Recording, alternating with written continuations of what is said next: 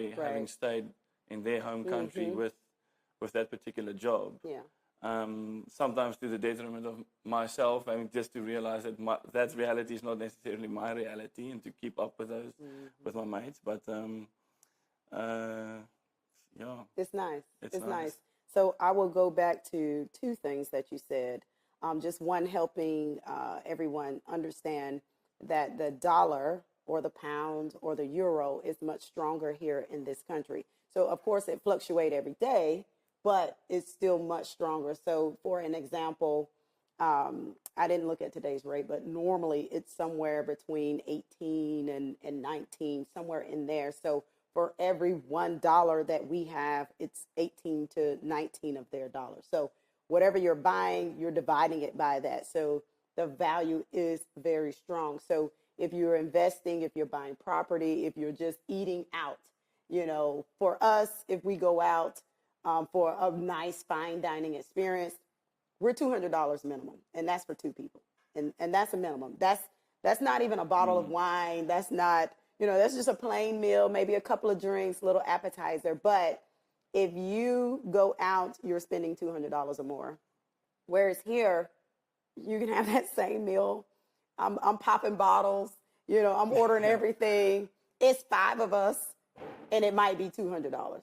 I don't know if anybody heard that in the background. That is the noon. That is the noon. Not a real cannonball is getting propelled Yes. over our heads now. I almost love that we caught that, because when we heard it the first time, we're like, who's blowing up something? What's happening here? It was so funny. But anyway, that's a little random tidbit if you are local here, like you want to be.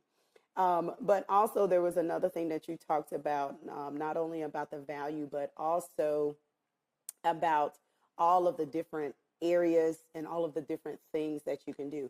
When we are home in the U.S., if we want to see mountains, we go to one state. You know, if we want to go to the beach, we go to Florida. You know, we can go to California. There are so many different places.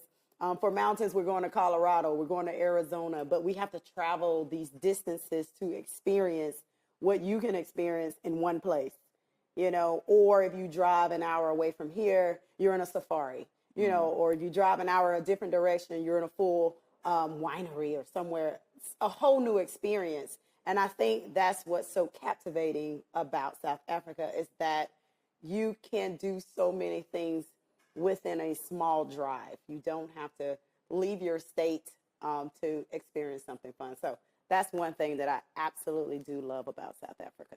Another good question is, I'm talking to the realtor side of you now.